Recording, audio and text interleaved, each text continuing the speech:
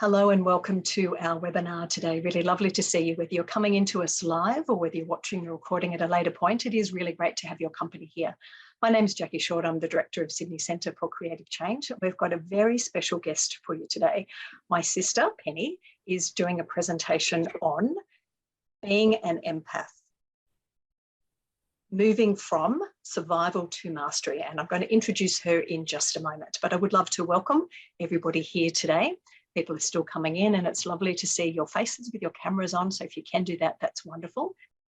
I'd like to also acknowledge the traditional owners of the lands that I come to you from today as we start our webinar, the Eora people of the Gadigal Nation, and pay collective respects to Indigenous elders past, present and emerging. So wherever you're coming in from around Australia or elsewhere, live or watching the recording, know that you're most welcome here. I'm going to share my screen just to get started today and to introduce our 47th free Holding Space for Self and Others webinar. Today, the topic, being an empath from survival to mastery, is being presented by my dear sister Penny, who is quite an expert, I think, in this area. And it's a real treat to be able to introduce her and to have her present for us today.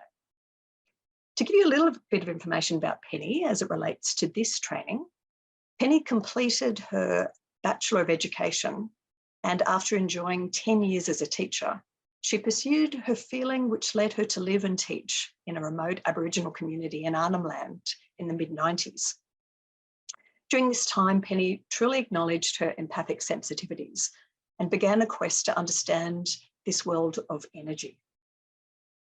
Completing her training in the early 2000s at a College of Metaphysics, she began working as an energetic healer. Penny has enjoyed the past 20 years as an energetic healer and an energy therapist and aims to demystify the world of energy in all of the trainings that she does and the treatments that she provides. Penny provides private sessions, training, workshops, registered with IICT, online courses and a range of accessible meditations, some of which she's going to share with us, the link to and the free ones that she does, as well as an amazing in-person workshop she's going to be running and a retreat later this year. I'll let her tell you. After Penny's presentation today, we're going to have some time in small groups to be able to reflect with a few other people about what you experienced in this presentation and how you might be able to use some of it for yourself, and even for some of those that you might be working with in the clinical practices that you're undertaking. So without further ado, I would like to welcome Penny and have her present for us today. Welcome. Thank you. Thank you for that lovely introduction, dear sister. And thank you for the opportunity to connect to everybody today. I really appreciate your time and the time we all spend together. So without further ado, I'm actually going to start on the presentation because there's a lot to get through today. So being an empath from survival, because I know there's a lot of people who are in just a survival technique, we want to move through using awareness and communication into a level of mastery. So why are we putting this together? Well, I believe that by creating awareness of our own personal energy, we can build our own energy and sustain our own boundaries way more easily. So we're going to have a quick look at the energy soup that we live in. What is an empath? We're going to have a look at the human energy field and the disruptions that happen more specifically to empaths, and some helpful strategies. We're also going to have a quick look along the way at empathic children, and then where we go from here. So energy soup, we know about solids because we can see them. We know about liquids because we can see and feel them. We know about gas because we can normally sense them. But we also need to know a bit more about plasma because the whole universe consists of plasma. So it's all energy. You know what these different slides feel like. As soon as you look at them, you can get a sense of the energy in those environments. Now, there's also the other energies that we are in a soup within. So we've got the electromagnetic frequencies that are often in houses and in offices. We may not see them, but an empath can usually feel them. On the right, we have solar flares. Now, a solar flare actually emits a lot of electromagnetic radiation, which can impact our electrical field as well. Down the bottom left, we actually have the lunar cycles as well as the planetary cycles. So if you follow astrology, you'll know that when there's Pluto retrograde, people feel a certain way and your computers feel a certain way. Also down the bottom right, the Earth actually has its own frequency as well, called the Schumann resonance, and that changes over time, and that impacts our personal energetic field as well. So energy is everywhere. So what is this empath that interacts with this energy soup? So it's a highly energetically sensitive individual who interacts with the world more acutely than others, running their sensory input through their nervous system. Empathy is where you can relate to how another person is feeling, but an empath actually feels in their physical body, excuse me, what another person is feeling or even talking about. So this is an innate skill, not a learnt ability. They're actually born wired that way. They're always open, absorbing ailments, emotions, intentions of others. It is not someone who is just sensitive to whether they are liked or not, or even somebody who is intuitive. And this is a little tricky thing. Just because you're intuitive, it doesn't mean you're an empath. And just because you're aware if you are liked or not, it doesn't always mean that you're an empath. Because there are different types of empaths. So there are a few expressions of these heightened sensitivities, and some empaths are more impacted than others and sense energy differently. So some have more of a specific tuning fork for other people's emotions, some for the cycles of the earth, some for plants and animals, and some for cosmic activities. Excuse me, but a general empath is kind of like a walking sponge to a multitude of energies from people, from the earth, from cosmic activities, from the moon cycle, solar flares. They process energy from their environment through their nervous system at a faster rate than others who may be less sensitive. An empath has a deep, deep love for people and nature. And sometimes they might even have a gruff exterior, but doesn't mean that they're not the empath. And some people are the big softie. So some signs that you might be an empath. You are a great listener and everyone shares their issues with you. We often joke in the empathic circles that you have inscribed on your forehead, please tell me your life story. You are impacted on a physical level by some news, scary movies, jarring music, media images. You experience the story of others and run it through your nervous system as you deeply feel the feelings of others. You can often show up doing the story of others after you have listened to them. We'll talk about more in that in a minute. Negativity is overwhelming and can exhaust you. And narcissists are attracted to you, and you may be overly trusting at times. You are often fatigued and need alone time to recalibrate. Some more signs. You are sensitive to food and medications and have unusual reactions to them. You often have digestive problems or lower back issues, and I'll explain why. You don't like crowds or busy places, as this can be overwhelming for you. You have a heightened intuition and sensory awareness. You can sense the vibe of an empty room, and your environment is very important for you. You love people and nature very, very deeply. But there are some symptoms of being an empath. You may disconnect from the self, or you may remain ungrounded. You may not communicate effectively and may suppress their feelings for fear of hurting other people's feelings. They may talk a lot, but not say what they mean. They may avoid issues or isolate the self. They remain on high alert to please others, as you can feel the comfort it gives others, and this is important for you. You feel responsible for others, even if it is not your gig. You experience weird or unusual ailments often.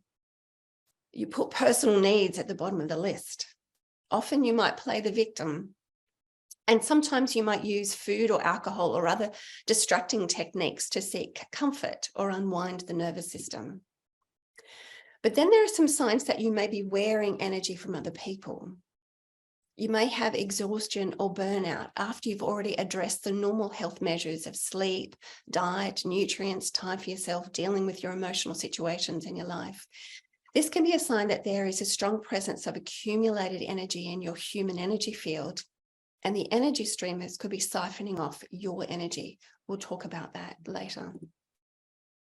There may be waves of feeling that you don't normally feel, or mannerisms or behaviors that are not commonly yours. For example, all of a sudden there's a fury or a depression or a hopelessness, or you're spontaneously fearful, or you have obsessive thoughts or sudden nightmares or rage towards something or someone. You may mimic the behavior of your client or your friend. So all of a sudden you have a sore knee after they talked about their sore knee, or you have anxiety after they spoke about their anxiety or their fury. You may feel particularly different after visiting a house or a shopping mall, or being with a needy friend or a client. And your flatmates or household members can take up a lot, or even work colleagues can take up a lot of energy space and crowd you out, leaving you feeling that you don't actually have a place. So let's get more detail here. Let's have a look at the empath and the energetic bodies and what happens with the distortions, but also the strategies we can do to help you. So we're going to be looking at the hara line, the aura and the chakras, but this is about building awareness and therefore building energy. It is important to understand that there may be leaks in your energetic field. You may be controlled by some plasmic streamers, I'll explain, or you may be, a very professional word, slimed, or you wear energy from other people. We will be exploring very helpful techniques along the way. This is what you may look like if you're feeling a bit not yourself. So rips in the aura can actually occur from a lot of intense emotions. Holes can come from recreational substances or long-term unhealed stories, or big fear or operations. You could have stagnant energy, and that's often from unresolved issues. Now, the dense energy you can literally pick up as you're walking along the street. And of course, we've got energy strands, which is really important to be aware of.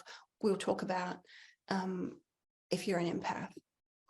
So most of the time, this is the most common word we hear when dealing with empaths or just highly sensitive people. For an empath, this concept of being grounded is often an issue. It refers to the energy of the lower part of the body, as in the energy body, not being able to process or receive the earth energy through its connection to the earth star, the base chakra, or the hara line, which we're going to talk about. If we are ungrounded, simple tasks can become difficult. They don't seem to be able to pay attention or complete a task. Thoughts are scattered. They're more accident prone. They don't remember what's been said or done, or they may seem vague or off with the pixies.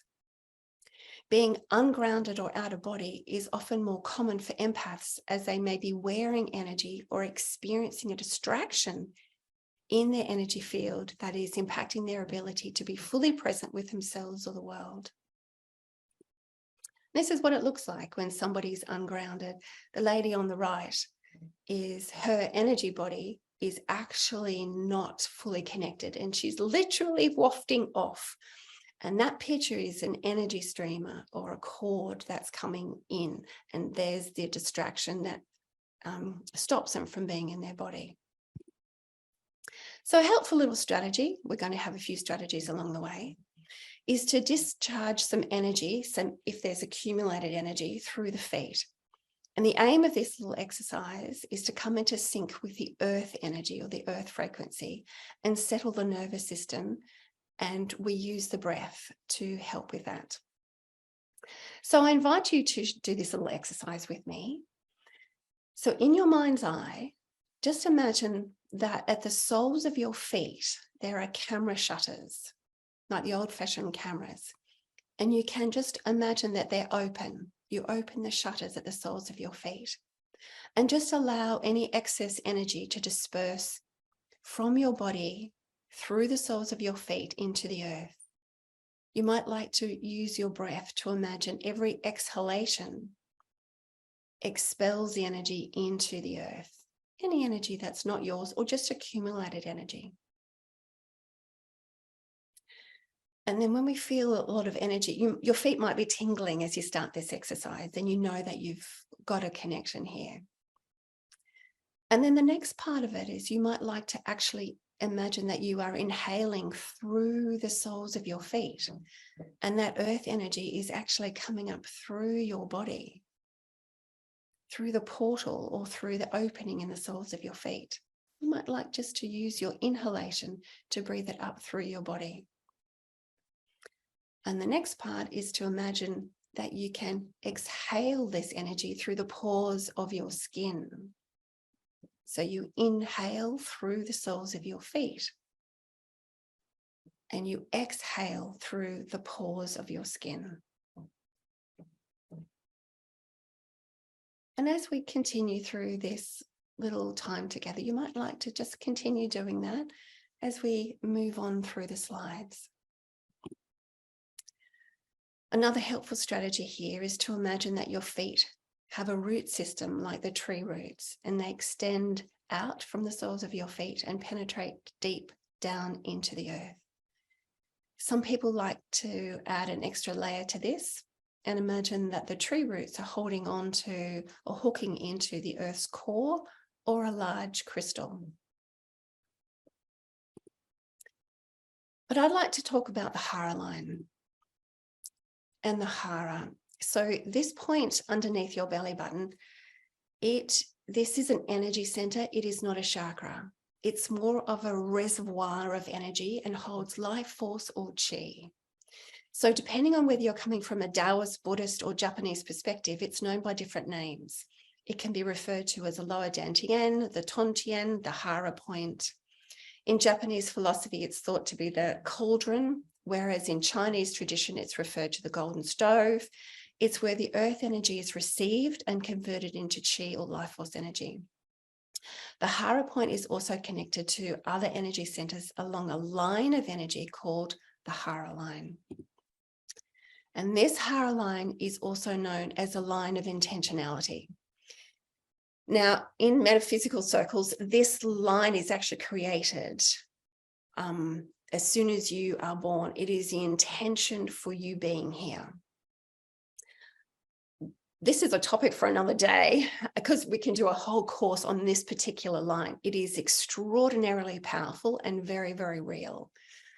So at the top, we have a little ball of energy, which is just under 1 meter above your head, and it's called the individuation point. It's the first point where you're individuated outside the collective consciousness. The next one is that bright light underneath the throat, but above the heart. And it's called the middle dantian or your thymus. And this radiates energy. So it's not a chakra, but it's a radiance. The next one is that Hara point or Tantian, Dontian, Dantian. The lower dantian or the Hara point is a red ball. It's the size of a ping pong ball, and it's basically 3 fingers below your belly button, and it's 2 fingers deep. It's a very center of your being. Then there's the Earth Star, or the first point where your body is being connected to the earth, and it's called the Earth Star. Now, in a lot of people, especially empaths, that Earth Star is often up near the knees. We don't want that to be. We want that Earth Star to be in its right position, which is underneath the feet and deeply planted into the earth. This is what we often see. This is the most common thing we see with an empath, a distorted Hara line. You'll see at the top, they may become disconnected with their sense of purpose as they feel burnt out, overloaded, unsupported with their responsibility and demands from other people. See that little triangle point? It's disconnected. It happens reasonably easily because of their heightened sensitivities. You can literally be thrown off course. When that higher line is really connected, you feel like the captain of your ship, and you can actually hold course no matter how turbulent the seas. And that middle part there around the chest, it can be disconnected to their sense of self, as they're not sure what is theirs and what is another's energy or issue. And this is where self-doubt, lack of certainty of the self can play out, and it gets disconnected. And the bottom one, with the overwhelm of experiencing energies, however they process energies, they can often become ungrounded easily or disconnected from that earth stabilizing frequency. And this is what we want to look. We want to look like the fellow on the right. So, helpful strategy. This is the higher line activation. This is I feel, the best and the fastest way to get grounded and feel centered. Creating an intention often helps to hold the energy field in a strong position as energy follows thought. So on a daily basis, you actually wake up and you make an intention. Before a meeting, you wake up and have an intention. Before you have an interaction with a potentially difficult person, you have an intention, because this will actually help to hold your energy field straight and strong, and you become more of the dominant frequency as opposed to being in effect of other frequencies. So a balanced higher line helps us to stay centered and aligned with an intention, as opposed to merging with a more dominant energy. So I've got a recording of this higher line meditation on my website, but we're going to do a very, very, very abridged version right now. So I invite you, if you would like, and you feel comfortable, to close your eyes. Now you know where these points are. And just imagine that you can see, feel, or experience that earth star below your feet. There's a lovely ball of energy, and it's anchored beautifully in the earth, and it's absorbing all those lovely earth frequencies. You know that you're on track if your feet start to tingle. And then, almost like you are drinking through a straw, you just imagine that that earth frequency is moving up through that central line into your hara point, into that size of a ping pong ball below your belly button.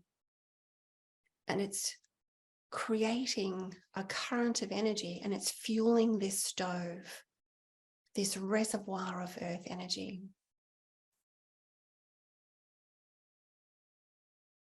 Holding it there. And then from this point, you imagine that this earth energy travels up through the central column again, and it radiates out through your thymus. It doesn't leak energy, it just radiates out through that thymus area. And this shines the natural beauty of who you are. It allows your love and your wisdom to actually come forth. And then, using your focused awareness, you take this energy all the way up through your head, about just under a meter above your head, and plug yourself into a power point. Just a little plug. And when you feel that connection, you just allow that energy to fall back down, all the way down to your hara point. And then you have a lovely long breath in and a lovely long breath out. And when you're ready, you open your eyes. That was a very abridged version, and it's really good to do that meditation when you're holding an intention for a meeting, for an experience, whatever is real for you. And we'll just move on. Now, this is a beautiful photo of my grandson, Charlie. He was at gymnastics, and it was all a bit wild and woolly, and he had to go and find his line.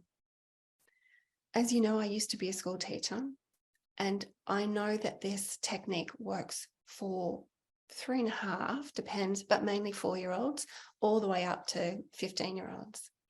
Finding their line. It doesn't have to be talking about hara points or individuation points. It's just about finding an internal line, and whether the line's wobbly, whether the line's strong, whether the line's off center, or whether the line's on center. It only takes a minute, and children are really fast. And if they start the day to find their line, even before there's kerfuffle, they can come back to their line really quickly when there is kerfuffle in the day or when they're feeling a bit dispersed. So let's have a look at what's actually happening within the aura. So a lot of you may have seen these Colleen photographs of the auric field. So the aura is an electromagnetic field around the body, and it's thought to consist of plasma. So Colleen photography was created in 1939, and this could capture the coloured field of the plasma and its reactions to emotions and other energies. And from this photography, it gave us proof that we could change the structure and the energy and the currents of our electromagnetic field through visualization and intention. So that's why meditation works. There's proof. So the aura is an electromagnetic field with many layers, and each layer holds a different resonance and interacts with the world depending on its function. So whether it's a physical, emotional, mental, or spiritual function. It can extend to more than 5 feet around the body, but this is influenced by many things, including level of confidence, the health of our body, our mood, our sense of feeling safe in the world. So on the left, this is the energy field of either a non-empath or somebody who's done, or an empath who's done a lot of work to hold their energetic boundaries strong. On the right, this is a diffused energetic field of an empath. The boundary is quite porous. So again, we're going to do another little exercise just very quickly, and we're going to explore what our bubble may feel like. So we do have a bubble. We'll explain in more detail the layers of this bubble, but just for a little moment in time, just see if you can get a sense of your energetic field. It's in front of you, beside you, behind you, above and below. It's your boundary. And just have a little sense whether it is diffused or contained. And in some of the courses, we like to just exercise this sensory muscle. It's like tensing a physical muscle, but it's an energy muscle. So we know we're diffused, we know we're contained. We know we're diffused, we know we're contained. And this is just a nice little exercise to do, even in a shopping queue, anywhere, just to practice what it feels like to be diffused and what it feels like to be contained as a bubble. So in this bubble, there are actually layers. We have the emotional bubble, which extends probably about a foot in front of us, beside us, behind us, above and below. And this contains all our feelings or our emotional stuff. And this is what is picked up with the Colleen photography. And it's often picked up when people can see auras. That's why they can see color, because the emotional body has quite a lot of color in it. Then the next layer, which is just further afield from us, maybe about a foot, 2 feet, is our mental layer. And this picks up our worries and our thoughts and our stresses. And then we have the spiritual layer, which is a little bit further away, sometimes about 3 or 4 feet, depending on what you do for a job. This spiritual layer often picks up the senses or the vibe in a room, other people, whether they can sense a presence in a space or not. It is actually really important to know the layers of your energetic field, because we could end up like this and not quite know what is going on, but we just feel like we're wired for sound and we don't really know why. So, and empaths often have quite a porous energetic field, or it makes it an aura. Their sense of their own boundary isn't strong, and they can absorb the energy, helpful or not helpful, of another person through their own body. They run energy at a faster rate through their physical body because there's more connection to the layers of the aura. They can collect the energy of another person accidentally as they walk past, or even when a person enters a room. This auric sensitivity can also apply to energetic residue left in a space where they can feel the anxiety, the anger, or fear in a room. And this may also include sensing a presence. With this porous field, they can be impacted by a conversation where an empath can sense a topic beyond the words and run this feeling through their nervous system. So they can feel movies, they can feel the news, they can feel an illness. So when we see these pictures, we can sense this feeling of anger on the left, or seething in the middle, or being beside yourself on the right. Not only can the empath sense the energy of others more acutely, they can respond more acutely, or even mimic what they are experiencing, often not realizing they're doing this. This is called merging. It can take time to return to your own true frequency, especially if you are not aware that this is what you are doing. It's helpful strategies.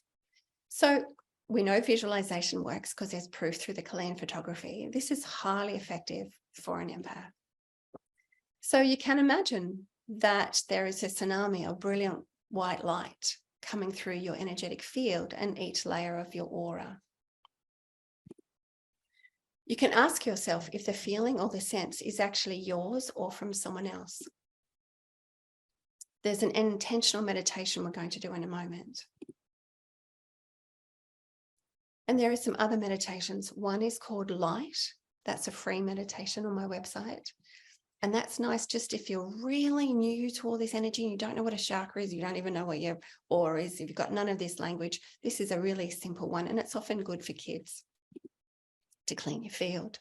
The next one is white light clearing, which is far more comprehensive, and it's for a good domestos through your energetic field. So this is called an intentional meditation. There are lots of different versions of this that I do with people depending on their experience level. But I invite you to do this with me now, because I'm just understanding that a lot of the people attending this webinar are in the helping professions or deal with people, or maybe empaths themselves. And I do this particular one every day at the end of a workday. So we know that the first bubble around us is the emotional layer. The next bubble further afield is a mental layer. And the further bubble is the spiritual layer. And, allow the possibility that our energetic system is very comprehensive. So we're going to access that as well. So I invite you to close your eyes and I'll talk you through this process. With a lovely long breath in and a lovely long breath out, you have an intention that you fill your whole physical body with a brilliant white light. You just imagine that this brilliant white light comes in and cleanses your whole physical body, every part of your physical body. Because a brilliant white light is the most cleansing light.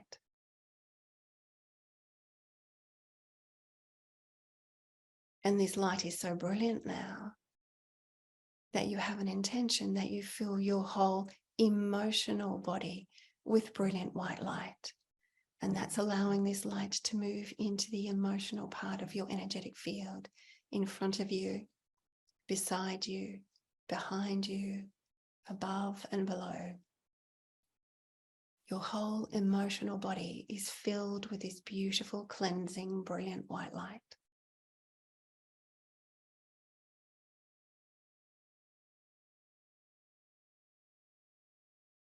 We extend this light now into the mental body. It moves from the emotional body and extends into the mental body, just to further afield, filling it with a brilliant white light in front of you, beside you, behind you, above and below. Your whole mental body is filled with this brilliant white light.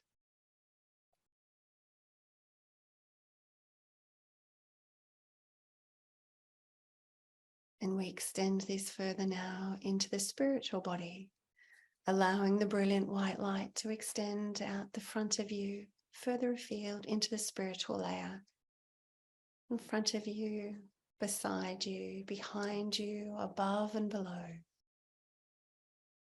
A few feet from your physical body, this whole bubble is filled with brilliant white light.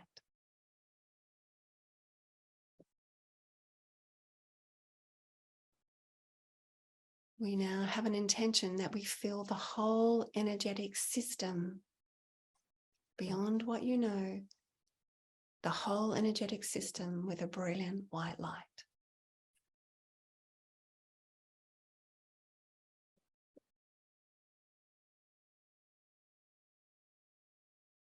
We have an intention. You say to yourself, I remain in flow and connection with the earth,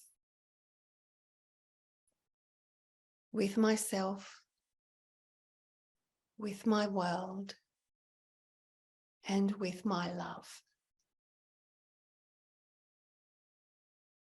And so it is. Having a lovely long breath in and a lovely long breath out as you open your eyes. And that's just a very simple little process that doesn't take long, but gives you a nice little clean out. We're going to move on now and have a look at the chakras. And these are circular currents of energy that extend from within the central line of the body to where the energy is in constant exchange with the environment. The picture on the left is quite an exaggerated picture, but it's just to give you an idea of what they look like and where they are. In a healthy human, the chakras spin clockwise freely and without interference. At times, the chakras can be overextended. That means that we're trying a bit hard, we're pushing the limits, or underextended, so feeling uninspired or flat or stuck. And this is where personal development is the key to gaining awareness and change around any emotional, mental, or spiritual issue that may be impacting us, because the emotions and the mind have a big impact on the flow of these chakras. So for an empath, it is usually the base, the red one, below her perineum, the sacral, the orange one, and the solar plexus, the yellow one, that are impacted by the responses to the environment. So these chakras can lack form or structure and can be overly dispersed or under-functioning.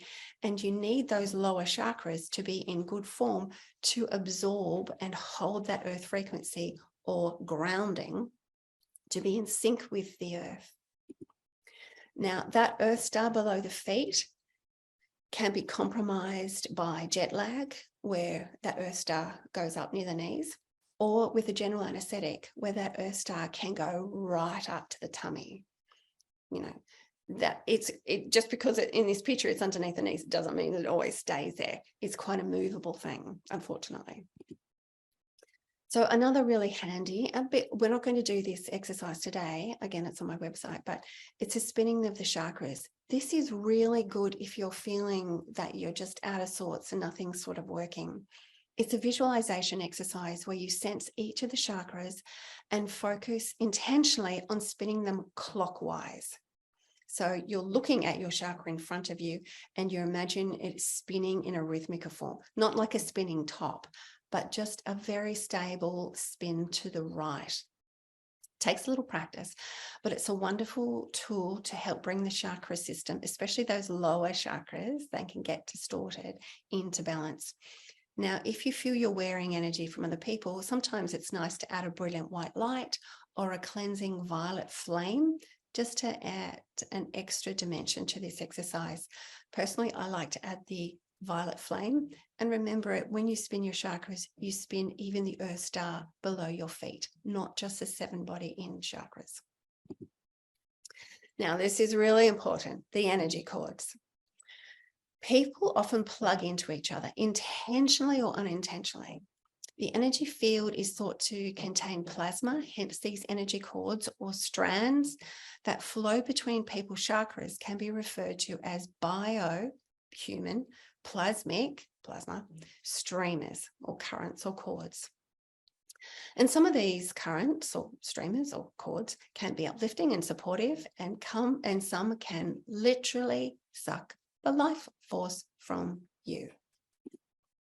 And that's energy streamers between people. Now, normally in families and in marriages, they're just, constantly, every chakra is plugged in. You're plugged into each other. It's just the nature of how humans interact. This is for an empath and this is for a non-empath. This is called humans. Now, these cords are coded with energy, thought, and intention, and may contain unhealed stories of ways of being. For example, a cord from one person's solar plexus to another person's solar plexus could be about control. And from A to B saying, if I do what you want, then you will love me. That's an unhealed story. And from B to A saying, you must fulfill my needs if I'm going to be with you. So they've got this little contract going on. And so they're energetic streamers or strands between these that are locking in. And just because you might leave their presence, it does not mean that the cords disappear. They can stay there no matter if the person is deceased, no matter if you haven't spoken to them for 15 years, they can actually stay there. Symptoms that you may have some energy strands. Knowing that you feel different after spending time with Fred, Tom, Bert, Harry, Gertrude may indicate that you have residue or possibly energy cords plugged into you. Often they dissolve in time if you've resolved the story, you have no story with them, but sometimes they need more direct work. Other signs could be aching to go or return to an old relationship that you know is dysfunctional, but you still keep thinking about them. No one can unhook on your behalf, and this must be done by you and doesn't need to be done in the presence of another person. If you're replaying an argument or event constantly in your head, sometimes for years. If you're wanting payback, revenge, this can be to parents, employers, friends. Doing the same health story as your friend or your family member. So you've all got UTIs, or you've all got a headache, or you've all got the same backache as somebody else. A grief that is disproportionate to the situation at hand, and that you may be over attached to a house or furniture concepts. They are currents of energy that can hook around anything or anyone. So these are not necessarily between people. So as a practitioner, it's important to know that the client may send their streamers out to you the day before the session. And you may wake up a little bit out of sorts and later find out that you are thinking the thoughts of your client, the same thoughts that you were thinking before the client got there. And that's because if we've got a porous field, they have a need and they're plugging into beforehand. It's just normal. It's not bad. You may feel overly responsible for their health and well-being and allow their cords to remain in your field after they have gone. Creating a clear boundary of time and expectations in normal circumstances can help prevent these cords from remaining in a field, but sometimes they don't. If you feel that people plug into you, then it's essential that you unplug or close your energy from clients properly at the end of a day so they don't remain siphoning. This not only happens with clients, but it's family, friends, and partnerships, marriages. Knowing when you are feeling yourself and when you collapse in energy is usually a good start to knowing when to unplug. Creating a clear intention before interactions with needy or controlling people really helps to limit the impact of energetic strands. So some helpful strategies. In the helping professions and with our desire to help and care for people, we may unknowingly allow the energy cords of people to stay in our energetic field.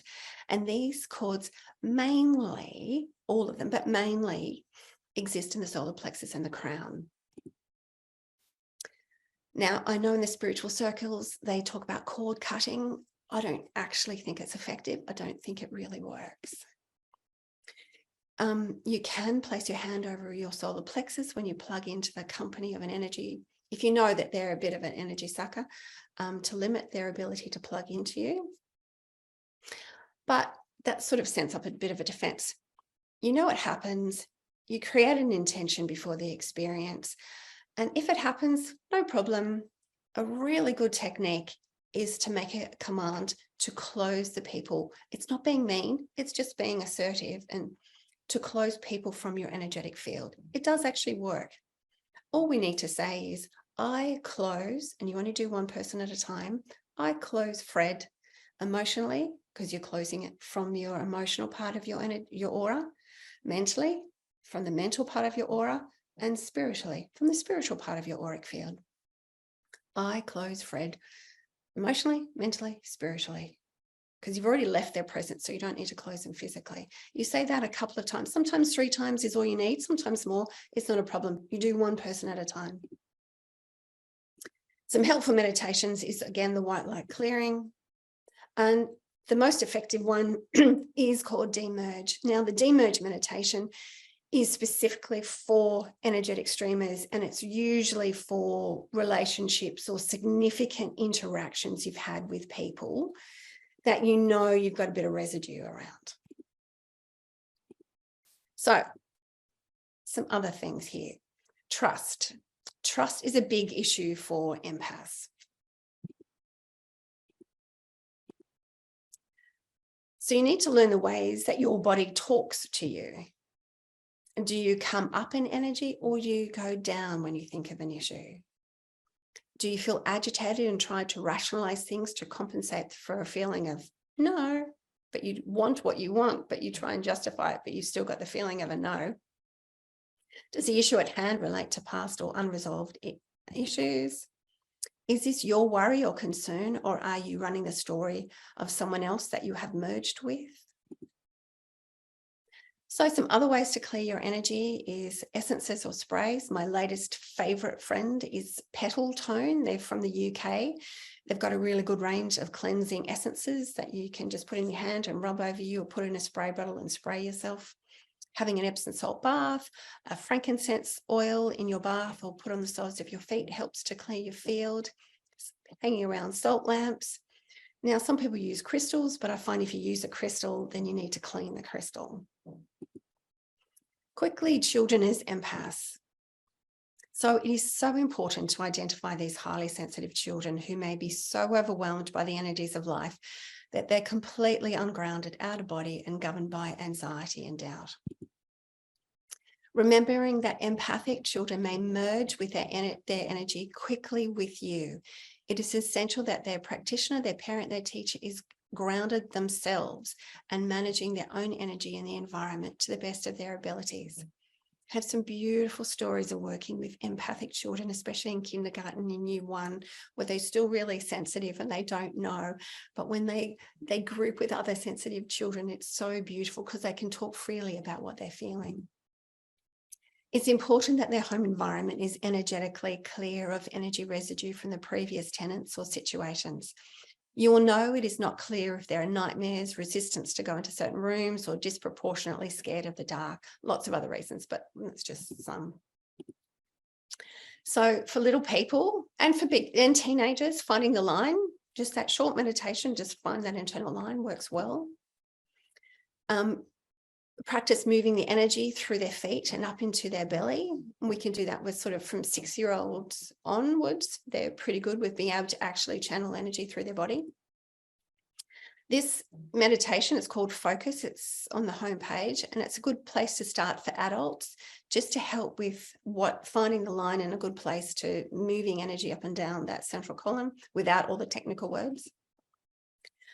It's important to acknowledge the sensitivities of the empathic children and get them to describe what they are sensing or experiencing around them if they are distressed. Putting words to their experiencing helps to ground their energy by feeling safe to talk. But this is sort of only around sort of 7 years and up.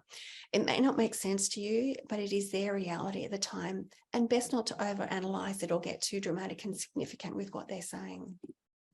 So from here, if you would like more information, or if you would like to have some real personal experiences and go through some of these techniques and loads more to manage your empathic nature, I'm doing a live in person with real people, workshop on Sunday, the 27th of August in Crow's Nest. It's $240 just for today only, and then it will go from tomorrow, it will go up to $280, 9:30 till 4. You walk away with a whole bag of tricks. And you can have a look at more information on my website, truefrequency.com.au. And here's a list of some of the meditations. You can just access them via the website for all the different things that we were talking about. There's a really handy it's completely free webinar called Let's Get Grounded. And it's a 40-minute webinar, and it's really understanding what is going on in this grounding process. And I talk you through a few other techniques to help with grounding. And some good books from different people. But thank you for joining me, and all the very best to all of you surviving in this energy soup called the world. Thank you so much. Penny, thank you so much for that fantastic presentation. You had so much information that you shared with us in such a short period of time, really. So thank you for everything you've offered. And I know many of you were nodding along and relating to much of what you were just sharing there. And I'm sure we'll have questions and comments and thoughts and experiences even that you might want to share after a short opportunity to connect in with some others around this. So I've had a lot of information. Some of this might be entirely new to you. Some of it might be more resonant or not. You've had a couple of opportunities to practice some of these important meditations. And so what I'd like to offer you the chance to do in just a moment, Ellie's going to put together some breakout rooms. So you'll have an opportunity with between 3 and 4 others to get together just for 10 minutes to have a quick share about how this might relate to you and your work. Welcome back, everybody. And thank you for that opportunity to connect with others and to share some of your experiences. We have a couple of questions coming through, which is great, and Penny is going to answer those that are in the chat. But would anybody like to unmute and ask a question at this point, or reflect on anything that you discussed in that group that you were just in? Feel free to give us a wave and I'll invite you to unmute. We can start with some of the questions in the chat. Rashana, yes. Hi. Hi, Penny. Thank you so much for that insightful presentation. We were just talking in our breakout rooms that when you said something about the empath being a victim, or you know how they play victim, so I was just confused because they're very kind to others. How do they act like victim to others? So that was I was very curious about. Oh, well done. Thank you. No, that's really important to clarify. At the end of the day, that they go into, oh, I can't do this. This is all too much for me. I just sort of whingy voice. We're allowed to have a whinge, but sometimes it may be not relevant. We may actually be wearing the energy as opposed to, oh, I'm just so tired all the time, or I just can't be on the front foot. Oh, that kind of victim persona. Does that answer your question? I think it makes sense now. Yeah. Because I was really confused how it makes sense, but I think it makes sense. Thank you so much for that. Because there's a really strong pull to help and be kind and to be loving to people. But in our own time or with our, loved ones, we might be a little bit disproportionately whinging. Thanks, Rashana. And I know you saw that question in the chat there, Penny, from Nadine. Yes, Nadine, great question. Thank you. And this does need to be addressed, and especially with this forum with health practitioners. Yes, childhood trauma does really impact the whole energetic system, the base chakra, basically all of the chakras, the hara line and the auric field. So with personal development and with seeing counselors, this can help enormously in restabilizing the overly extended or dysfunctional energetic field. So you can be, if you've had quite a lot of trauma, it can put holes and breaks in your energetic field, but it can also be resurrected as well. It can be stabilized. Now, I'm talking with an empath. Some people are actually born like that, even though they may not have trauma, or they may not actually have anything that would literally blow up or create dysfunction in their energetic field. They're just born sensitive.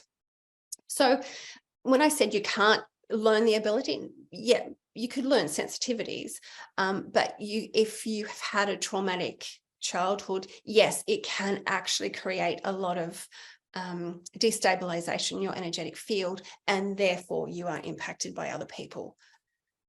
Yvonne. Hi, Penny. My question is, when we were chatting, we were wondering about the meditation called Demerge, and what we understood is that it's related to relationships. So could you give a bit more information on the Demerge, or is it something that we have to go to your website to locate? Or Oh, thank you. You can do it yourself through your own visualizations. Or if you want to be guided through in a meditation, that's what the demerge is. It's usually for people where you feel you're still connected to them, even though you don't want to be connected to them. So an ex-boss, an ex-partner, an ex neighbor, an ex somebody, and you feel that even though they're out of your orbit, you're not talking to them anymore, you still feel connected to them or aware of them. And this can happen even if they're deceased. Now, you don't need that other person to be present in this exercise. This is just you. And basically all it is, it's using the visualization of the recoil button on a vacuum cleaner cord, where you're going through all of your chakras and you're unplugging where they're connecting to you, but also where we're connecting to them. So we unplug their plugs into us, and we're also retracting or recoiling if we've got any energetic streamers in there. And it's not done from anger or upset, it's done from gratitude, from grace, from a very loving, respectful position in our meditation. You don't need to download Demerge. You can do it by yourself. If you know where your chakras are, and make sure that you go all the way down to your earth star as well. And you can literally hand back and pull back yours, because it's not always one way. You'll find that it is a two-way street. And it is quite powerful. That meditation I've been using for about 15 years, and it actually stops the orbiting thought. Now, it can actually be done with deceased people as well, if you feel that you haven't moved on or there's still an orbiting relationship with somebody. Penny, thank you so much for answering those questions. And I know there are 1,000 more that would like to be asked, but we are coming near to the end of our time today. So thank you, Yvonne, for that question. And for all the other ones, some of them are already in the chat, but please do feel free. Penny's available to be able to give some support, and is available also for consultations. Just want to let you know about some of our other upcoming trainings that we have at Sydney Centre. We've got a webinar on starting groups, not another icebreaker, with our fabulous drama therapist, Natalie McKenzie, on the 11th of August. That's a 90-minute one. We have a 3-hour training creative arts program for adult trauma survivors the week after that. We have a 3-hour training by Sue Jennings, who's a fabulous UK drama and play therapist, infant mental health and messy play. And we have our next free one of these holding space webinars. We still have some places left on the 4th of September at the same time, cultivating creative, reflective, embodied practices. Thank you so much for being here. If you could all join me, if you could please join me in thanking my dear sister Penny for this great presentation today. She really knows her stuff. She's been working with energy in many different ways, and she even has a retreat coming up at the end of the year. I'd highly recommend that to you as well. So thank you so much for being here, and look forward to seeing you.